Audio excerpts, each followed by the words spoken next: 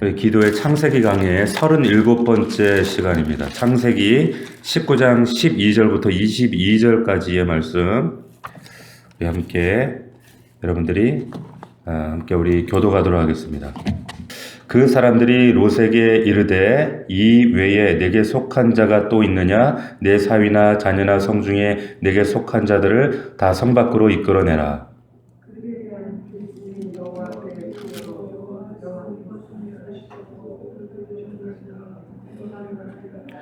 롯이 나가서 그 딸들과 결혼할 사위들에게 말하여 이르기를 여호와께서 이 성을 멸하실 터이니 너희는 일어나 이곳에서 떠나라 하되 그의 사위들은 농담으로 여겼더라.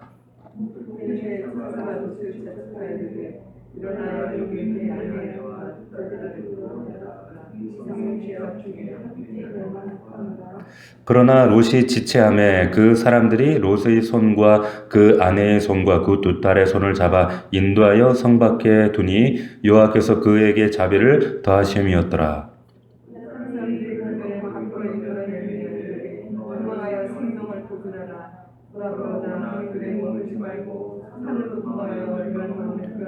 롯이 그들에게 이르되 내 주여 그리 마옵소서.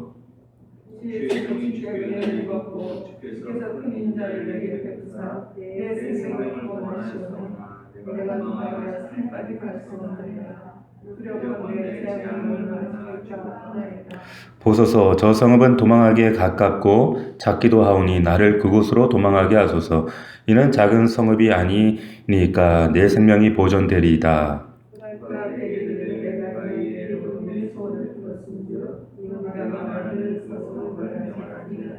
그리로 속히 도망하라. 내가 거기 이르기까지는 내가 아무 일도 행할 수 없노라 하였더라. 그러므로 그 성읍 이름을 소알이라 불렀더라. 23절 같이 읽습니다. 시작. 롯이 소알에 들어갈 때에 해가 돋았더라. 아멘. 오늘 본문의 말씀을 통해서 롯을 통해 보는 하나님의 나라, 롯을 통해 보는 하나님의 나라, 이와 같은 제목으로 말씀 함께 은혜를 나누도록 하겠습니다. 지난주에 우리가 롯이 두 천사를 어떻게 대접했는지에 대해서 우리가 아브라함이 헤브론에서 하나님의 일행을 맞이했던 모습과 우리 대주에서 함께 비교를 해봤습니다. 언뜻 보면 그 헤브론 마무리에서 하나님 일행을 대접했던 아브라함의 이런 영접과 이 롯이 대접했던 모습과 큰 차이가 없는 것 같이 보이지만 창세기 18장과 19장을 우리가 면밀히 자세히 살폈지만 그 내용을 보면 엄청난 차이가 있다는 사실을 우리가 문맥을 통해 그리고 언어적으로도 분명히 우리가 확인할 수가 있었다는 거죠. 어떤 차이가 있었습니까? 18장 2절을 보게 되면 거기에 아브라함은 하나님의 일행을 보자마자 그리고 달려나가서 땅에 몸을 굽혔다 그랬어요. 히브리 말은 이 굽혔다라고 하는 이 샤하, 이게 똑같이 우리말로 번역이 되어 있지만 이 샤하라고 하는 말은 예배를 드렸다는 말이에요. 그 앞에 절대 부복했다 이런 뜻입니다. 그런데 롯은 어땠습니까? 19장 1절에 보면 성문에 앉아있다가 그들을 보고 일어나 엎드렸어요. 달려나가지도 않았습니다. 그리고 영접하고 땅에 엎드렸는데 이 엎드렸다라고 하는 의미는 코를 땅에 대었다. 단지 코를 땅에 대었다. 나그네 환대법에 따라서 의뢰하는 형식적인 그런 엎드림이었다는 거죠. 그리고 아브라함은 발을 씻겨드렸지만 또한 롯은 발을 씻겨드리지 않았어요. 네가 알아서 씻으세요. 그리고 아브라함이 18장 4절 이하에 보면 발을 씻으시고 나무 아래에서 쉬소서 이렇게 그리고 마음이 상쾌해질 때까지 머무르십시오. 원기 회복을 하십시오. 원기 회복이 되기 전까지는 계속해서 머무르십시오. 이렇게 얘기했던 반면에 롯은 어떻게 했습니까? 19장 2절에 보면 쉬었다가 아침 일찍 일어나 가소서. 나그네 환대법에 따라서 체면상 안 할 수는 없지만 미적미적하면 안 됩니다. 더 지체하면 안 됩니다. 이튿날 떠나십시오. 여기에 방점이 있는 거죠. 자, 하나님이 그 중심을 왜 모르시겠어요? 왜 그 마음에 그 의도가 그 중심이 하나님을 정말 기쁨으로 영접하는지 아니면 형식적인지 아시는 거죠. 그러니까 그 중심을 아시고 아브라함에게는 내가 네 말대로 하마 이렇게 그 집에 기꺼이 들어가시는데 반해서 롯은 19장 그 이하에 보면 안 들어간다 이렇게 얘기를 해요. 천사령이. 아브라함 아브라함에게 됐던 그 반응과는 전혀 다른 반응이었죠. 차라리 내가 길에서 셀전정 밤을 길에서 셀지라도 너희 집에 안 들어간다 얘기하는 거죠. 왜? 천사도 그 롯의 중심을 아는 거죠.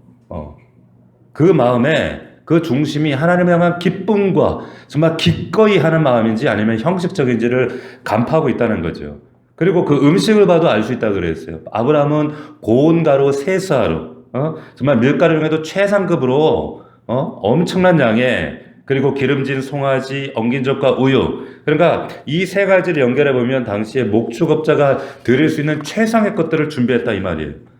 그런데 그 롯은 어땠습니까? 겨우 무교병이었어요.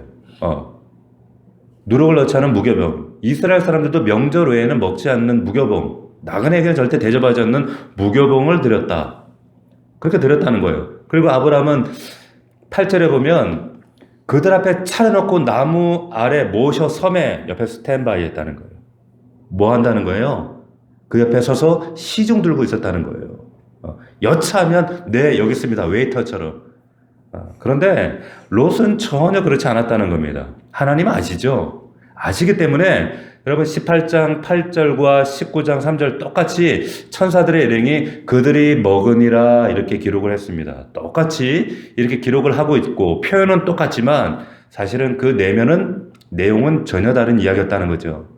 아브라함의 그 대접하는 그 진설한 식탁을 기쁘게 연락하시는 하나님이었지만 반면에 롯이 준비하는 그 형식적인 그 식탁을 받으면서 하나님은 그래 네가 이런 놈이었지 그래 네가 이런 놈이었구나 확인하는 식탁이 된 거예요. 전혀 결과 내용이 달랐던 거죠. 여러분 사랑과 하나님을 향한 사랑 우리 인간에게서도 마찬가지죠. 그 사랑은 어떻게 확인이 됩니까? 그 헌신은 뭘로 확인이 됩니까? 시간과 물질이잖아요. 그래서 내가 사랑을 하는데 사랑한다면서 시간을 그 사람에게 허락하지 않는다? 이거는 사랑하지 않는 거죠. 내가 사랑하는 사람에게 시간이 흘러가지 않는다? 물질이 아깝다? 이건 사랑하는 거 아닙니다. 마찬가지죠. 우리가 하나님을 신앙한다, 믿는다라고 하는 것은 그것이 가시적으로 하나님에 대한 시간과 물질로 드러날 수밖에 없는 거죠. 하나님은 그걸 보셨다는 거예요. 아브라함은 그 모든 것을 헌신적으로 드린 그런 믿음의 전형의 샘플입니다. 반대로 롯은 형식주의 신앙의 샘플이라고 하는 것을 지금 우리 지난주 말씀을 통해 아주 명명백백하게 우리가 확인할 수가 있었습니다. 자, 그런 땅에 이 롯이 가고 있는 그 땅이 어디예요? 바로 소돔과 고모라였다는 거예요. 이만큼 롯이 지금 변질된 거죠. 자, 어떤 일이 이곳에서 벌어지게 됐습니까? 지금 천사들, 그 집에 들어간 천사들 내가 상관하겠다, 동성애하겠다, 죄악의 눈먼 자들, 아주 눈이 멀어버리잖아요. 눈이 멀으니까 눈이 멀어도 막 그 상관하겠다고 하는 그런 장면들을 우리가 살펴봤지요. 이 소돔과 고모라의 이 죄악의 단면들 드러났는데, 자 그러면서 오늘 본문으로 들어가는 거예요. 자, 근데 오늘 우리가 본문에 들어가기 전에 먼저 이런 질문을 한번 던져봐야 돼요. 뭐냐? 여러분, 소돔과 고모라가 왜 멸망했습니까? 자, 여러분, 소돔과 고모라가 왜 멸망했어요? 동성애 때문에 멸망했나요? 우리가 쉽게 죄악의 관영에서 동성애 때문에 우리가 이렇게 단정질 수 있고 그렇게 생각할 수 있는데, 그러나 여러분 단순히 동성애 문제로 치부해서 그 문제로 멸망당했다, 문란했던 도시인 건 맞아요. 하지만 단순히 결정적으로 이 동성애가 그 성의 멸망을 가져온 건 아니에요. 왜 그렇습니까? 성경이 이렇게 증거하고 있어요. 뭐라고 증거하는가 하면 에스겔 16장을 우리가 여러분 한번 찾아볼 필요가 있습니다. 에스겔, 왜 소돔과 고모라가 멸망했는가? 에스겔 16장 49절 50절입니다. 여러분들이 찾기 쉽도록 구약성경 1172면에 있습니다. 1172면 에스겔 16장, 에스겔은 뭐라고 이 소돔과 고모라의 멸망의 이유를 기록하고 있는가? 에스겔 16장 49절부터 50절까지예요. 1172년 제가 읽어드립니다. 한번 보세요. 내 아우 소돔의 죄악은 이러하니, 죄악을 그 멸망의 이유를 이렇게 설명하죠. 그와 그의 딸들에게 교만함과 음식물의 풍족함과 태평함이 있음이며. 자, 소돔에 대한 죄악을 세 가지로 소개를 하고 있어요. 핵심적인 세 가지. 첫 번째 교만함, 두 번째 풍족함. 풍족한 부유함 자체가 죄악이란 말은 아니에요. 그로 인해 기인한 있던 결과들이 있죠. 그걸 얘기하는 거예요. 세 번째는 뭡니까? 태평함, 나태함이란 말이에요. 자, 그런데 그 이후에 이제 뜻밖의 주제가 또 소개가 되고 있습니다. 뭐라고 얘기하는가? 또 그가 가난하고 궁핍한 자를 도와주지 아니하며. 도와줬잖아요. 왜 안 도와줬다 그래요? 나그네 대접했잖아요. 그런데 가난하고 궁핍한 자를 도와주지 아니했다 얘기해요. 형식적이었다 이 말이에요. 또 거만하여 가증한 일을 내 앞에서 행하였음이라. 그러므로 내가 보고 곧 그들을 없이 하였느니라. 자, 우리가 기본적으로 알고 있던 죄악의 방향과는 조금 다르다는 걸 우리가 알 수가 있죠. 자, 멸망의 원인을 성경 기자가 증언하는데 49절 다시 보면 그가 가난하고 궁핍한 자를 도와주지 않았다. 이건 뭐에 대한 결여예요? 예수님께서 가장 말씀하신, 강조하신 가장 큰 계명, 이웃사랑에 대한 결여를 말하는 거예요. 성경에서, 구약에서 끊임없이 우리에게 하나님의 공의를 얘기할 때 하나님의 공의는 이웃사랑하지 않은 걸 이것을 공의가 없다라고 표현을 합니다. 나그네와 그리고 가난한 자, 과부, 고아들 돌보지 않은 걸, 이것을 공의가 결여됐다 이렇게 얘기해요. 이거 주석가의 말이 아니라 지금 선지자를 통해 하시는 말, 명확하게 증언하시는 내용이죠. 자, 소돔과 고모라 하면 단순히 동성애 때문에 여기에만 포커스를 맞추면 안 된다는 거예요. 그보다 훨씬 큰 주제가 지금 이 19장에 담겨져 있다는 것을 우리가 반드시 기억을 하고 있어야 된다는 겁니다. 지금 소돔에서 여러분 우리가 지난주 살펴봤지만 롯은 그 성에서 잘 나가는 사람이었습니다. 어떻게 알 수 있어요? 지난주 살펴본 것처럼 저녁 때 그 두 천사가 소돔에 이르니 마침 롯이 어디에 앉아 있었다 그랬습니까? 성문에 앉아 있었다 그랬어요. 이 성문이라는 말은 여러분 성문에 앉아 있었다 이런 이 의미에는 두 가지 의미가 있다고 그랬죠. 단순히 한가롭게 쉬고 있었다는 그런 의미가 아니라 이 성문이라는 것은 그 마을의 그 성의 대표다라고 하는, 대표 유지다라고 하는 상징적 의미가 관용적으로 담겨져 있는 겁니다. 또 하나는 재판관 그리고 법관을 얘기할 때도 이 얘기를 해요. 이 말은 뒤집어서 얘기하면 무슨 의미냐면 소돔과 고모라 지역에서 이 롯이 잘 나가는 인물이었다 이 얘기를 지금 관용적으로 표현하고 있는 거예요. 외지에서 흘러들어온 이 롯이 그 성에서 지금 굉장한 위치에, 유지의 자리에 올라갔다는 얘기입니다. 이 얘기는 뭘 말하고 있는 걸까요? 지금 이방 공동체에 들어간 이 롯이 이 정도까지 올라간 정도라면 얼마나 남자들은 더 피부로 와닿을 거예요. 얼마나 롯이 치열하게 살아냈을까, 경쟁했을까, 그의 삶이 얼마나 치열한 전투였을까라는 것을 우리가 알 수가 있는 대목입니다. 자, 굉장히 치열한 삶이었을 거예요. 아마 정말 할지 못할지 가릴 것도 없고 돈 벌기 위해서, 성공하기 위해서, 남보다 높은 자리에 올라가기 위해서 우리말로 아마 물불 안 가리고 살았던 게 롯이었다는 거예요. 자, 성공했어요, 결과적으로. 높은 자리에 올라갔어요. 그런데 여러분 신약 성경에 보면 이 롯에 대한 언급을 유난히 많이 하고 있는 사람이 있습니다. 그게 누구예요? 베드로예요. 베드로입니다. 이 베드로가 이 롯에 대한 평가를 어떻게 하고 있는가? 베드로 후서 2장에 보면 의로운 롯이라고 얘기해요.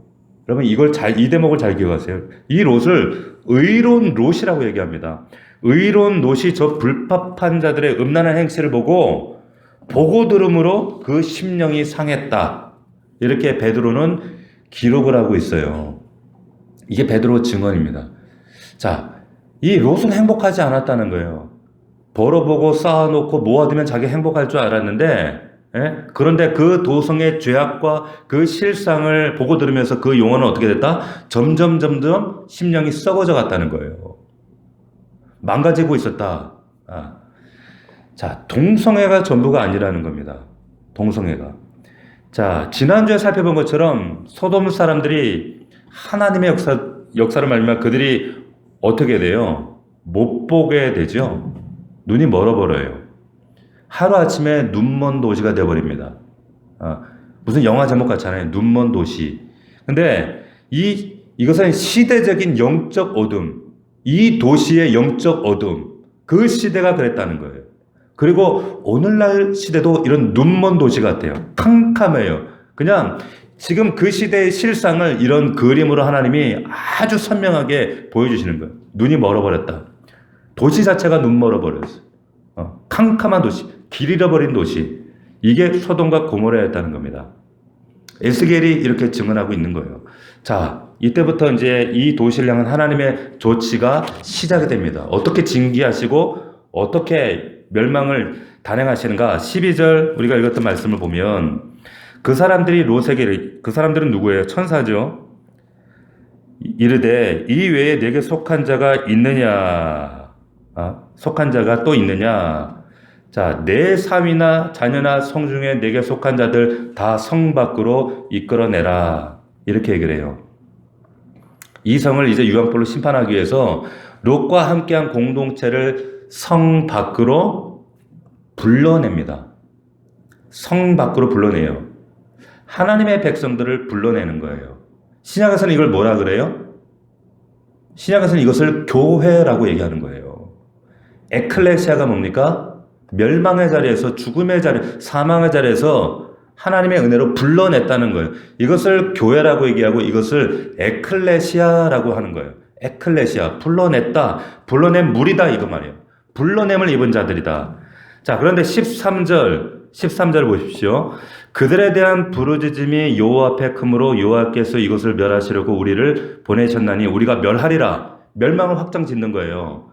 이 도성의 제약을 확인하고 이제 멸망을 하려고 하는데 보세요. 롯이 나가서 그 딸들과 결혼한 사이들에게 말하여 이르기를 여호와께서 이 성을 멸하실 터이니 너희는 일어나 이곳에서 떠나라 하되 그의 사위들은 뭐로 여겼더라? 농담으로 여겼더라. 농담으로 여겼더라. 자, 여기 결혼할 사위들이란 이 말은 지금 정혼한 관계란 이런 뜻이에요. 자, 유대인의 결혼은 여러분 정혼하면 법적으로 실제 부부입니다. 그런데 이제 뭐만 남은 거예요? 이제 결혼만 남은 사이란 말이에요. 정혼은 했고 결혼만 하는 그런 관계라 이 말이에요. 유대인은 두 번 식을 합니다. 두 번의 식을 하는데 1년에 걸쳐서 나눠서 해요. 첫 번째, 신부의 집에서 정혼식을 합니다. 그리고 1년 이내에 다시 한번 메인 이벤트, 결혼식을 신랑 집에서 하는 거예요. 한 번은 신부 집, 하나는 신랑 집에서. 이제 그 요한복음 2장에 가면 가나 혼인잔치가 나오죠. 이 가나 혼인잔치는 첫 번째 정혼식이에요? 아니면 두 번째 결혼식이에요? 두 번째 결혼식이에요. 자, 마태복음 25장에 보면 슬기로운 다섯 처녀 이야기 나오죠. 신랑을 맞이하는. 그러면 여기에는 이 다섯 처녀 비유에서 이거는 첫 번째 정혼식이에요? 두 번째 결혼식이에요? 첫 번째 정혼식인 거예요.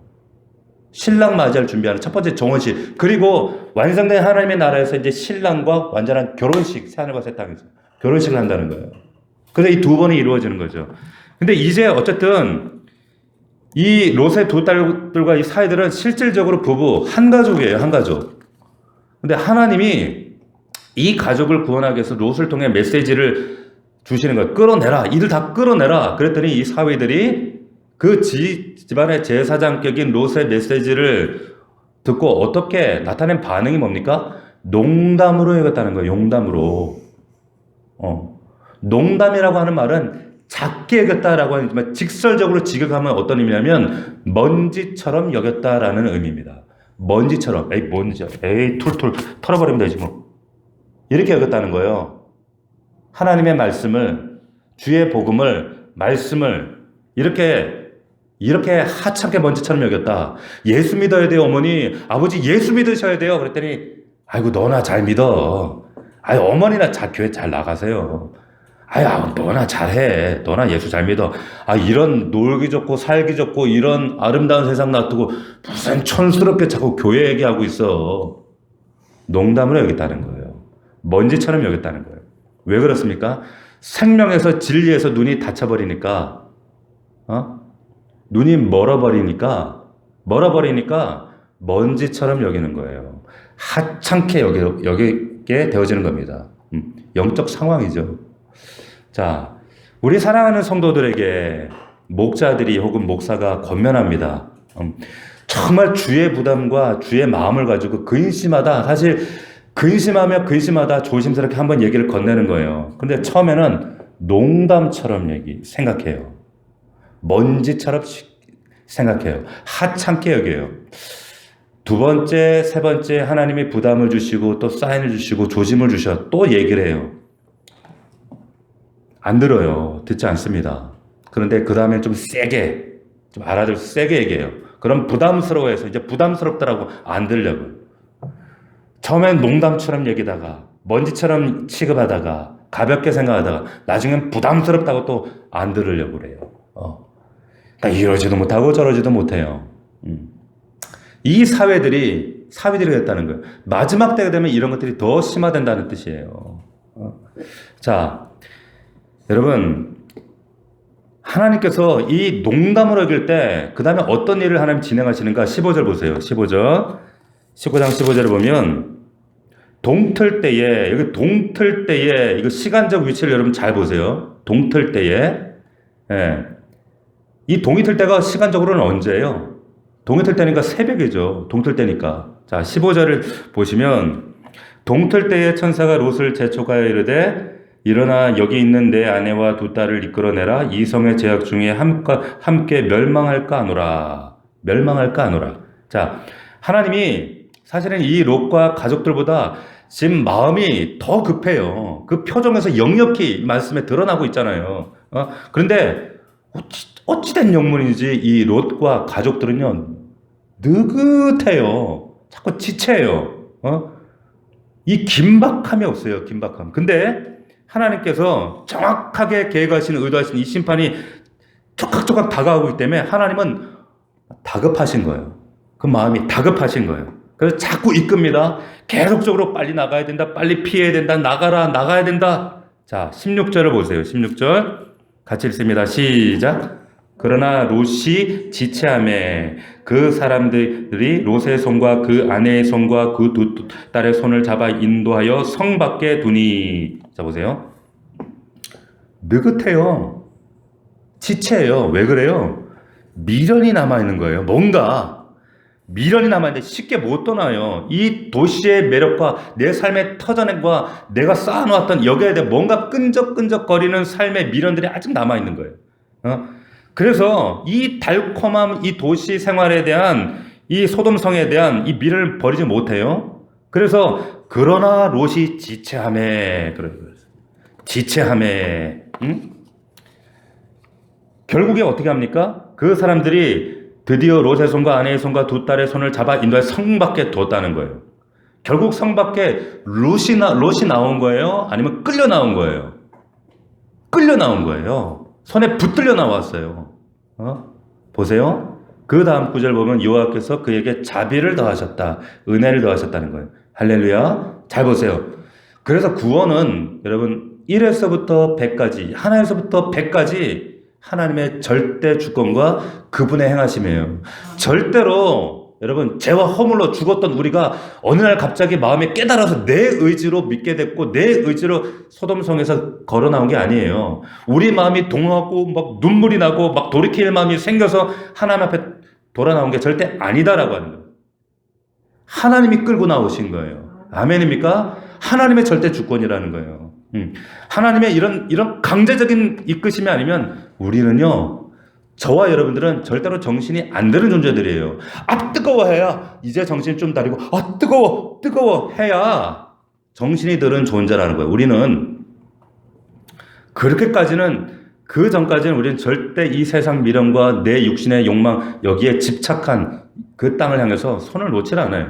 그러니까 강제적으로 성 밖으로 이끌어내죠. 자, 그런데 여기에서 계속적으로 집요하게 이 인간과 하나님과의 실랑이가 아주 그냥 반복적으로 적나라하게 소개되고 있습니다. 자, 보세요. 자, 17절을 보면 그 사람들이 그들을 밖으로 이끌어낸 후에 이르되 도망하여 생명을 보존하라. 돌아보거나 들에 머물지 말고 산으로 도망하여 멸망함을 면하라. 자, 이렇게 얘기를 하고 있어요. 뭐 하지 말라 그랬어요? 이 지체하고 있는 롯의 가정을 향해서 돌아보거나 들에 머물지 말고 산으로 도망하여 멸망함을 면하라. 돌아보지 마라. 이 말은 무슨 뜻이냐면 집중하지 말라 이런 의미가 담겨져 있어요. 집중하지 마라. 포커스를 거기다가 맞추지 말라는 거예요. 자, 이게 무슨 말입니까? 너의 옛 삶에 이제 소멸되지고 불과 유황에 사라질 그 옛사람의 삶 가운데 거기에 여전히 네 마음의 무게를 두지 마라. 미련 두지 마라. 거기에 포커스 두지 마라. 이 말씀 하시는 거예요. 그런데 여전히 그러고 있어요. 이 롯의 가정은. 히브리서에 보면 예수 그리스도를 깊이 생각하라. 이 말은 다른 의역을 하면 예수 그리스도를 바라보라는 계속 포커스를 계속 하나님께 두라는 예수께 시각적으로 영적으로 포커스를 두라는 거예요. 왜 그런가 하면 하나님께서 우리가 왜 예수 그리스도를 계속적으로 바라봐야 되는가 두 가지 이유 때문입니다. 하나님 우리를 구원하셨고 우리를 부르셨고 우리에게 소명을 주셨기 때문에 하늘의 신분을 가지고 있기 때문에 하늘의 신분을 입은 자로서 계속 예수 그리스도를 하늘의 그 예수를 바라보라. 두 번째는 우리가 그럼에도 불구하고 물리적 현실적인 이 땅에 우리가 발을 딛고 살아가기 때문에 현주소는 여기에 발을 딛고 살아가지만 본향이 저 위에 있기 때문에 그 하나님 나라에 눈을 떼지 말라는 거예요. 내 마음의 포커스를 그 하나님의 나라에 두라는 겁니다. 그 의미를 담고 있어요.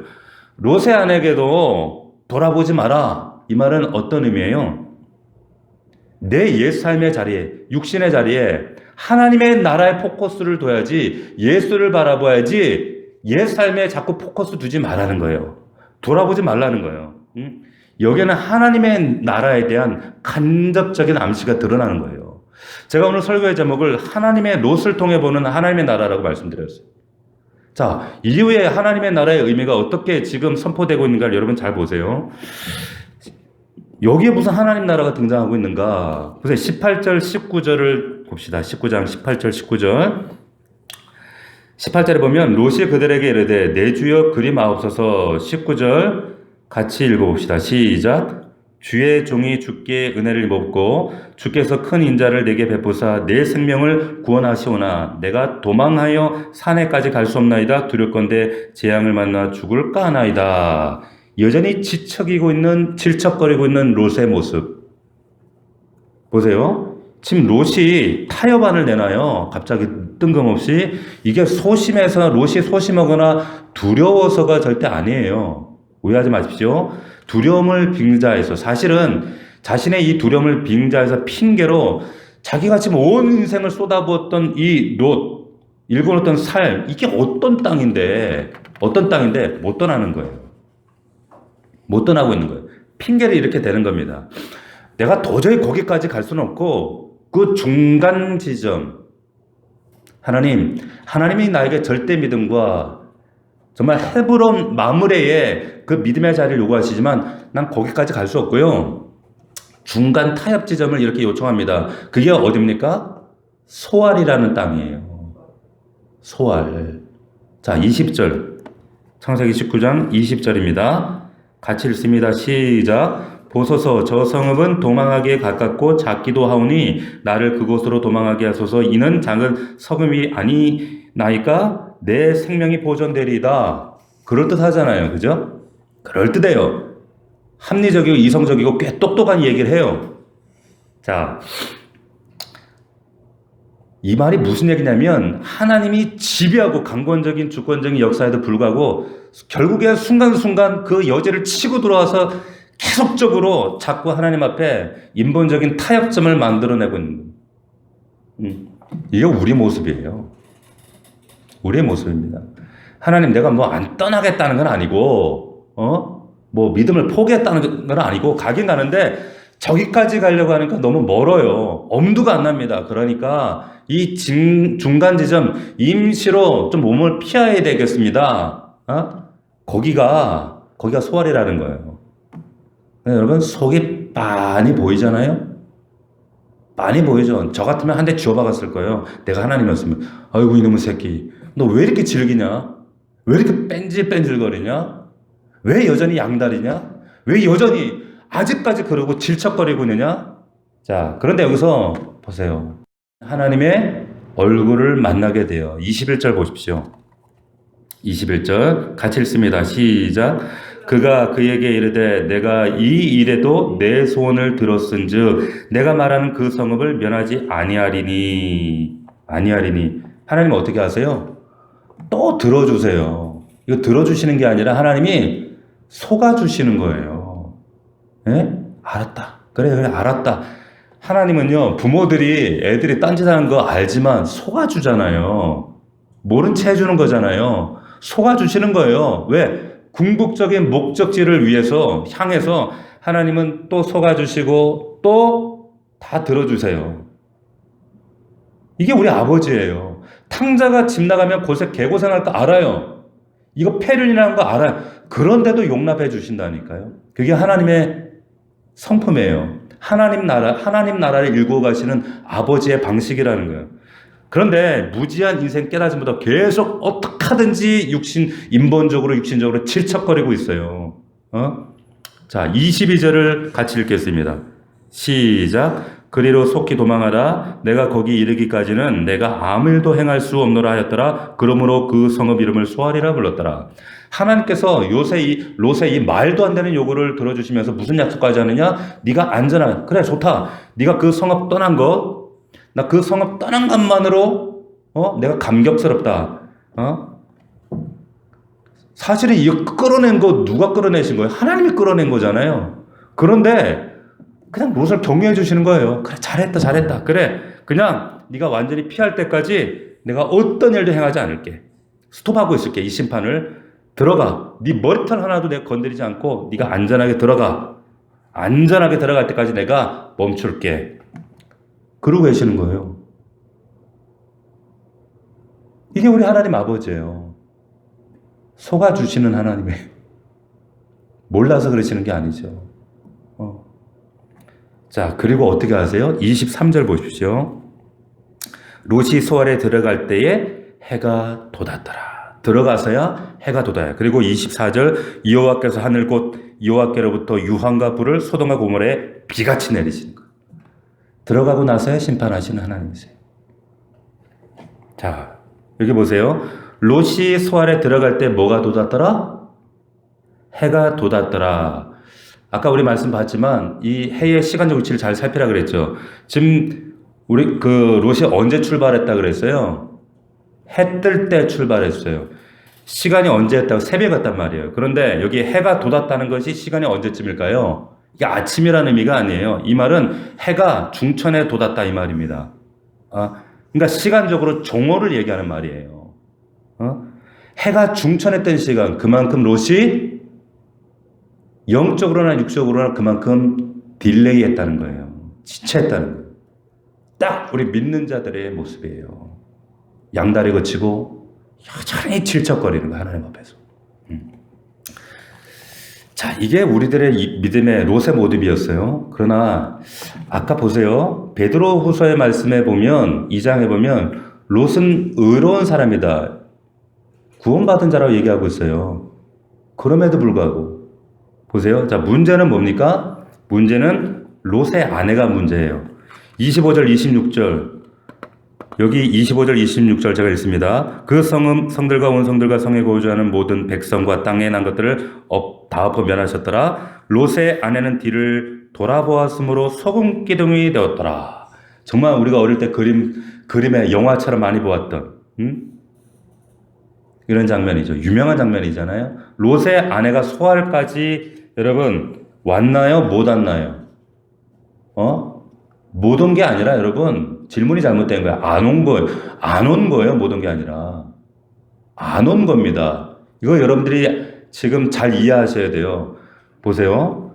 롯이 그리고 그의 그 사위를 제외한 두 딸과 충분히 올 수 있는 시간 안에 소알까지 들어왔어요. 그리고 심판이 시작됐어요. 하나님 붙들고 계셨잖아요. 근데 아내는 길 중간에서 롯처럼 똑같이 질척거렸는데, 뒤돌아보지 말라 그랬어요. 뒤돌아보지 말라는 것은 아까도 말씀드렸지만 네 삶의 옛 삶의 이 과거의 모습 자꾸 미련을 두지 마라. 포커스를 거기 두지 마라. 자꾸만 옛 삶에 질척거리지 마라. 세상 속에 네 마음의 중심을 두지 마라. 그 의미였다고 말씀드렸어요. 롯의 아내가 중간까지 왔다는 거예요. 들어오지 못한 게 아니라 롯의 아내는 들어오지 않은 겁니다. 아는 거예요. 자, 롯의 아내가 소알까지 갈 시간적 여유가 없었다? 아니죠. 있었죠. 충분히 있었죠. 근데 그 길 중간에 딱 멈춰버린 거예요. 가지 않은 거예요. 안 온 겁니다. 자, 그런데 여기서 냉정하게 한번 평가를 해보시는 거예요. 롯과 롯의 아내가 차이가 뭐예요? 둘 다 질척거렸어요. 여러분 생각할 때 롯이 그러면 롯의 아내보다 훨씬 나았어요? 믿음이? 나았어요? 두 사람 차이가 뭐예요? 좀 우리가 여기에 좀 궁금증이 생기는 거, 좀 이해가 안 되는 거예요. 자, 롯이나 롯의 아내나 그들의 믿음은 50% 100% 똑같아요. 똑같은 믿음이에요. 그런데 그를 소알까지 인도하고 보호하신 것은 철저하게 누구 주권입니까? 하나님이에요. 하나님의 절대 주권, 절대 구원이에요. 지금 이 창세기 19장은 뭘 말씀하고 있는가 하면 하나님의 나라의 원리와 하나님의 나라는 어떻게 이루어지는가를 말씀하고 있는 거예요. 자, 지금 한 몸으로 살다가 자녀까지 낳고 살던 똑같이 지체했는데 한 사람은 구원받고 한 사람은 지금 멸망했어요. 하나님의 주권적 선택. 아브라함의 집안에 이삭이 있어요. 또 하나는 이스마엘이 있어요. 하나는 버리고 하나는 하나님의 선택이었어요. 이삭에게 지금 야곱이 있고 에서가 있는데 한 사람은 선택하고 하나님 버리셨어요. 교회 안에 하나님께서 분명히 말씀하셨어요. 하나님께서 곡식이 있고 가라지가 있다 그렇게 말씀하셨어요. 하나는 버리고 하나는 선택한다는 거예요. 자, 여기에 지금 롯의 가정에도 한 사람은 구원받아요. 한 사람은 돌아봄으로 구원받지 못했어요. 자, 결론적으로 말씀드리면 이 사건을 그러면 예수님께서 신약에서는 뭐라고 지금 평가를 하시나 설명을 하고 계시나 우리 누가복음 17장으로 한번 가보겠습니다. 누가복음 17장. 여러분 지금 마지막 때에 하나님 나라에 들어가는 그 원리와 입성과 그리고 구체적인 마지막 때 그 그림을 지금 예수님께서 설명하셔요. 누가복음 17장 20절. 자, 예수님께서는 뭐라고 이 장면을 설명하고 계시는가? 이 17장 20절 보면 지금 예수님과 바리새인들이 대화하는 장면이 나옵니다. 주제는 하나님의 나라예요. 그런데 유대인들의 대화는 보세요. 유대인들의 대화는 화자와 청자들이 있으면 화자를 중심으로 어떻게 원을 만들어요.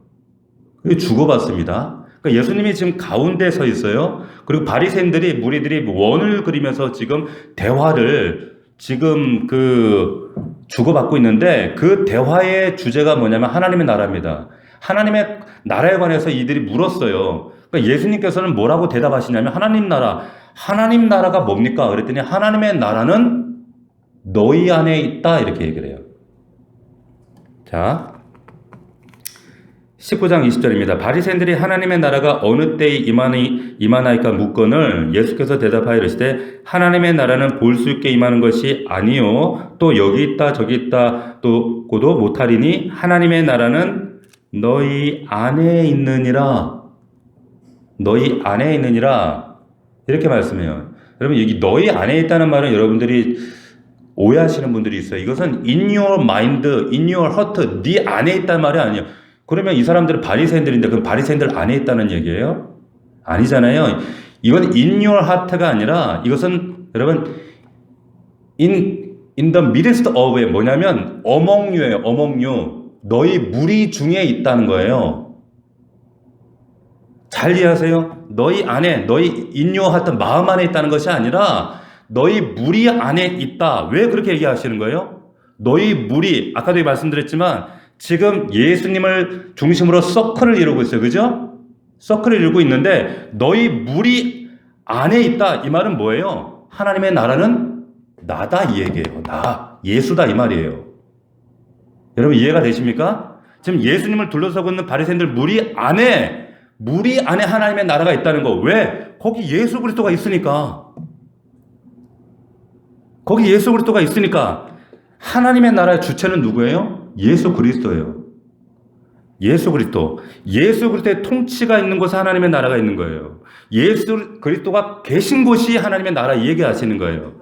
그러니까 너희 안에란 말은 이 무리 안에 내가 있기 때문에 하나님의 나라야. 이 말씀하시는. 자, 그러면 지금 이 얘기가 어떻게 확대되는가? 그 다음에 19장 23절에 보시면 사람이 너희에게 말하되 보라 저기 있다 보라 여기 있다 하리라. 그러나 너희는 가지도 말고 따르지도 말라.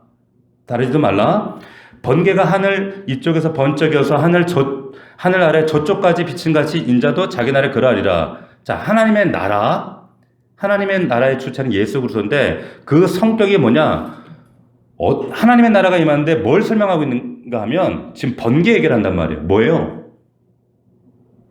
급작하게, 돌연적으로, 돌발적으로, 돌연성을 얘기하는 거예요. 보세요. 번개가 치는데 여러분 하나, 둘, 준비, 하나, 둘, 셋 하고 이렇게 해요? 임해요? 아니잖아요. 번쩍 했는데 1초, 2초 하면 저쪽에서 부궁 이래요.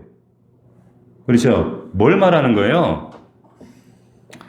하나님의 나라가 돌연적으로 이렇게 임할 것이다라는 걸 설명하는 거예요. 두 번째 27절을 보세요. 27절 노아 방주 이야기를 합니다. 노아 방주에 들어가던 날까지 사람들이 먹고 마시고 장가들고 시집가들고 홍수가 나서 그들 다 멸망시켰으면 28절 롯 이야기를 하셔요. 여기에 롯 이야기를 하신단 말이에요. 같이 읽어봅시다. 시작. 또 롯의 때와 같으리니 사람들이 먹고 마시고 사고 팔고 심고 집을 짓더니 롯이 소돔에서 나가던 날에 하늘로부터 불과 유황이 비오듯 하여 그들을 멸망시켰느니라. 인자가 나타난 날에도 이러하리라. 31절 그날에 만일 사람이 지붕 위에 있고 그의 세간이 그의 집안에 있으면 그것을 가지러 내려가지 말 것이요 밭에 있는 자도 그와 같이 돌이키지 말 것이니라. 롯의 철을 기억하라.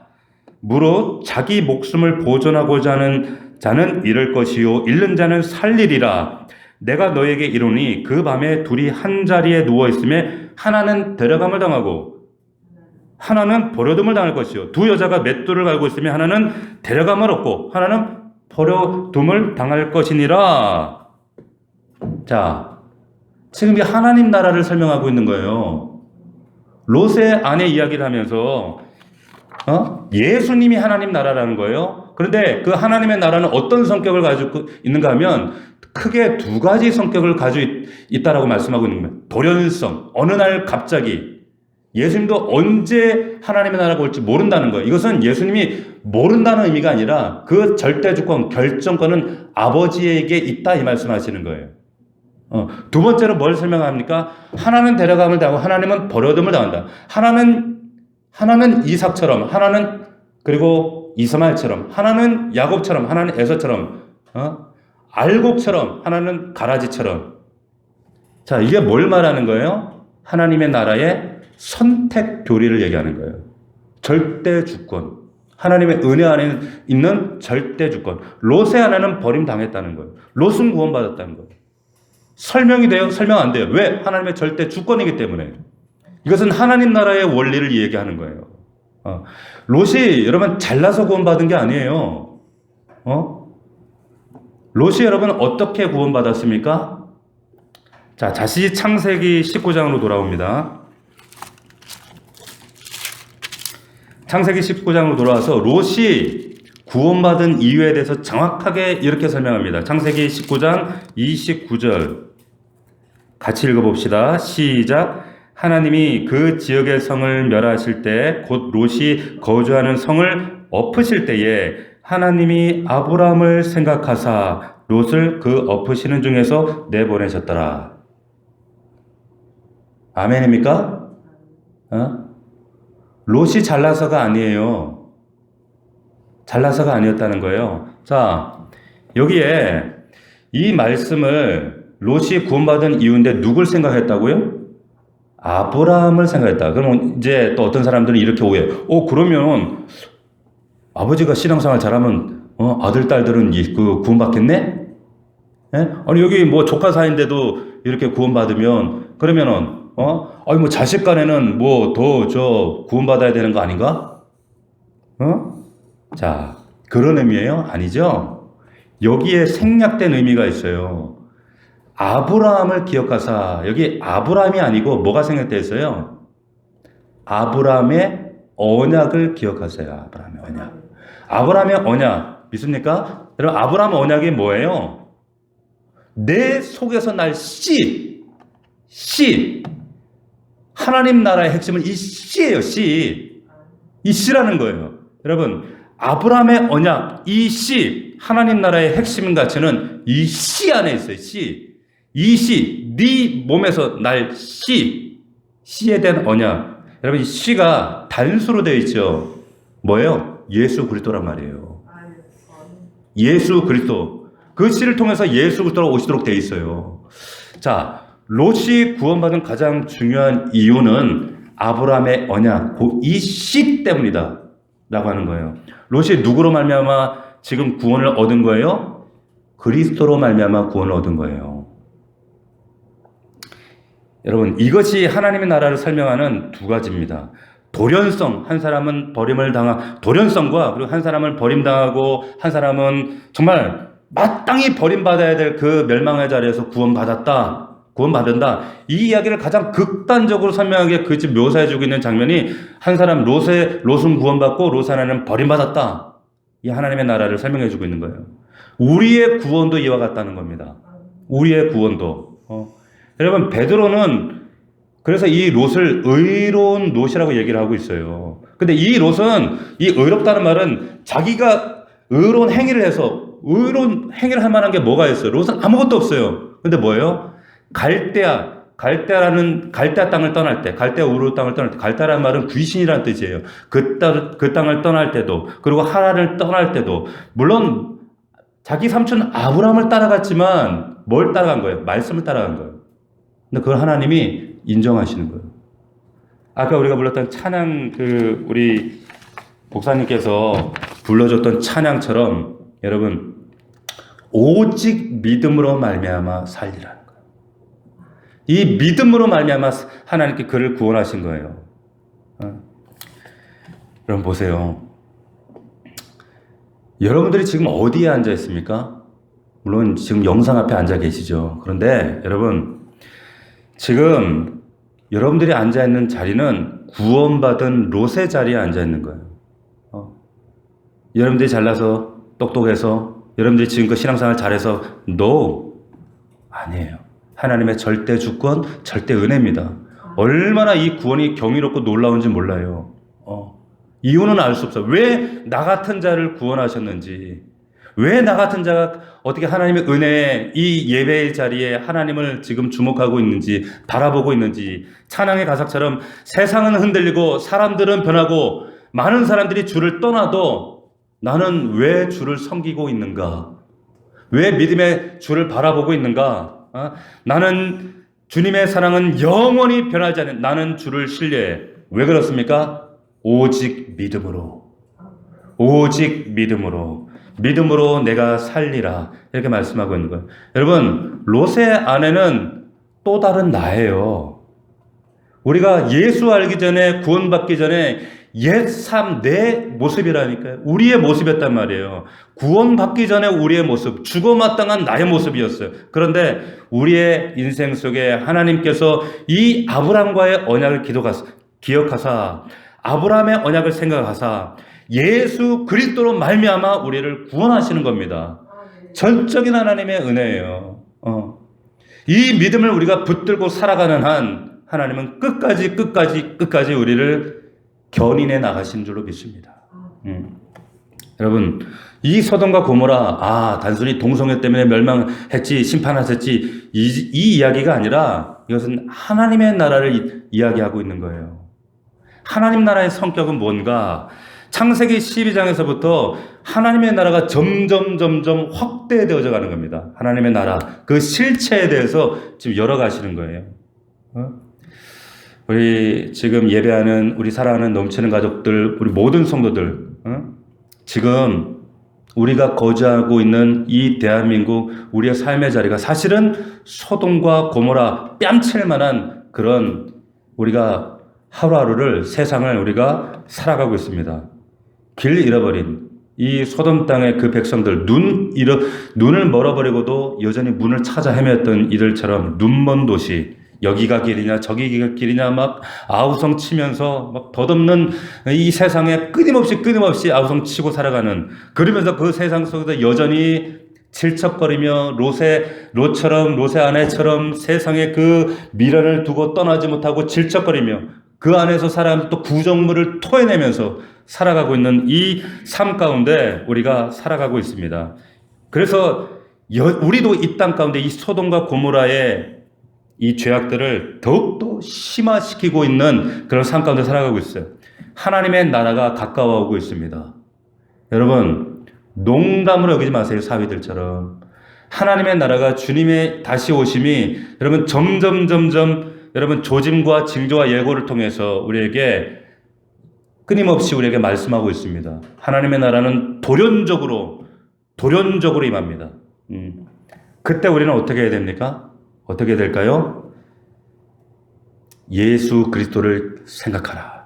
바라보는 거예요. 십자가에 나를 위해 죽으시고 십자가에 달리신 예수 그리스도를 바라보면서 흔들리지 말고, 이 코로나, 이 세상이, 이 정부가, 이 나라가 믿는 자들을 조롱하고 핍박하고 억압하는 이 세상 속에서도 우리가 끝까지 하나님 나라의 가치를 두고 의미를 두고, 정말 물리적으로는 육신적으로는 끊임없이 낙심이 되고, 이 목사도 마음이 흔들리는데 여러분들은 오죽하겠어요.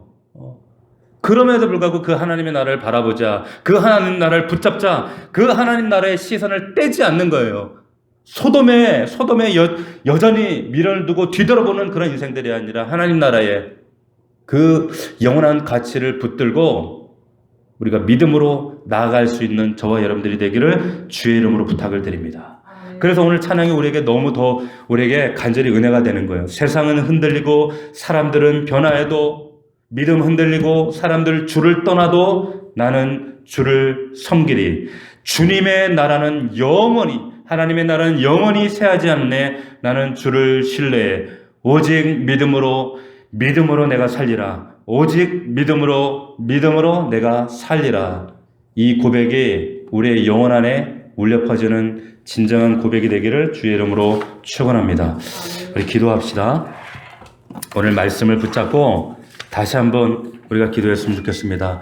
하나님, 롯의 이 가정과 이 아내를 통하여 하나님의 나라가 어떠한 모습으로 우리에게 임하게 될지, 단순히 동성했던 한 도성이 살았다는 그 얘기 하시는 것이 아니라 하나님의 나라의 돌연성과, 그리고 하나님의 나라가 정말 주권적인 은혜로 우리에게 어떻게 임하게 되는지를 말씀하고 있습니다. 그 나라가, 다시 오실 그 예수 그리스도의 나라가 지금 가시적으로, 영적으로 정말 하루하루 우리에게 다가오고 있습니다. 우리가 이렇게 살 때가 아니에요. 이렇게 나태하게 무기력하게 세상 바라보고 소돔 땅을 소망하며 살아갈 때가 아니에요. 하나님, 정말로 다시 오실 예수 그리스도, 정말 슬기로운 다섯 처녀와 같이 성령 충만하고 그 주님의 나라를 준비하며 하나님 나라 맞이할 수 있는 그런 슬기로운 다섯 처녀의 믿음으로 우리를 붙들어 주시옵소서. 오늘 말씀을 붙들고 우리 주여 세 번 부르고 통성으로 기도합시다. 주여, 주여, 주여.